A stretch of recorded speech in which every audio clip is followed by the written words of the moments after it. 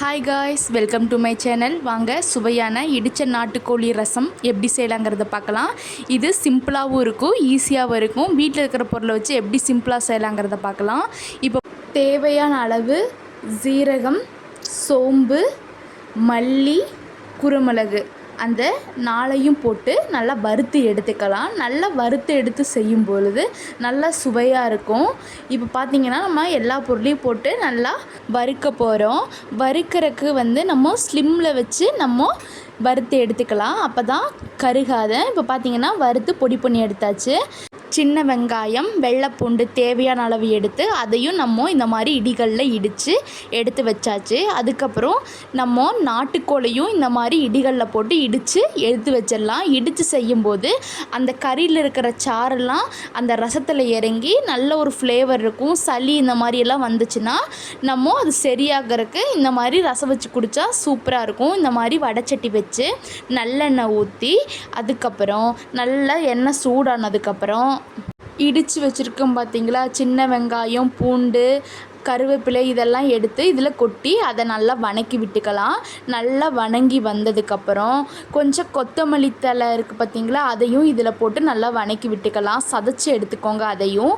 அதுக்கப்புறம் நல்லா வணங்கி வந்தோம். 2 தக்காளி பழத்தையும் கட் பண்ணி வச்சுருக்கோம், அதையும் இதோடு சேர்த்து நம்ம வணக்கி விட்டுக்கலாம். தக்காளி வணங்குறதுக்கு கொஞ்சம் உப்பு போட்டு வணக்கினீங்கன்னா தக்காளி சீக்கிரமாக வணங்கிடும். நல்லா வணங்கினோடனே இடித்து வச்சுருக்கிற நாட்டுக்கோளையும் இதோடு சேர்த்து நம்ம நல்லா வணக்கி எடுத்துக்கலாம்.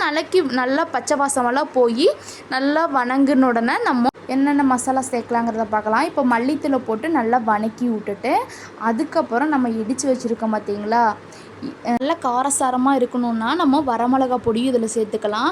நான் குழந்தைங்க சாப்பிட்றாங்க அப்படிங்கிறதுக்காக நான் பெப்பர் மட்டும்தான் அதிகமாக சேர்த்துருக்கேன். இந்த காரமே குழந்தைங்க சாப்பிட்றதுக்கு போதுமானது. பெரியவங்க சாப்பிட்றவங்க வரமிளகா பொடி சேர்த்து டேஸ்ட்டாக இருக்கும். இந்த மாதிரி செஞ்சு சாப்பிட்டு பாருங்கள். அதுக்கப்புறம் அதுவும் நல்லா வணங்கினோன்னே தேவையான அளவு தண்ணி ஊற்றி நல்லா கொதிக்க விடணுங்க. இடிச்சிட்டோம் அப்படிங்கிறதுக்காக கறி வெந்திருக்குன்னு நினைக்காதீங்க. நல்லா கொதிக்கட்டும். நல்லா கொதித்து வந்ததுக்கப்புறம் அதை எடுத்து சாப்பிடும்போது நல்லா டேஸ்ட்டாக இருக்கும். இந்த மாதிரி 1 டம்ளர் தண்ணி 1/2 டம்ளர் தண்ணி ஆகிற வரைக்கும் நல்லா கொதிக்க விடுங்க. 1 செம்பு தண்ணி ஊற்றிருக்கோம். இப்போ இதில் நல்லா கொதித்து வரும்போது அந்த சிக்கனில் இருக்கிற அந்த இதெல்லாம் இறங்கி நல்ல ஒரு டேஸ்ட்டை கொடுக்கும். இப்போ பார்த்தீங்கன்னா ரசம் ரெடி ஆயிடுச்சு. மேலே கொத்தமல்லி தழை, கருவேப்பிலை தழை போட்டு குடிச்சு பாருங்கள், வேறு லெவலாக இருக்கும். குடிக்கும்போது பெப்பர் போட்டு கொடுங்க. குழந்தைகளுக்கு அளவான காரத்தை கொடுங்க. இந்த வீடியோ பிடிச்சுன்னா லைக் பண்ணுங்கள், ஷேர் பண்ணுங்கள், சப்ஸ்கிரைப் பண்ணுங்கள். மறக்காம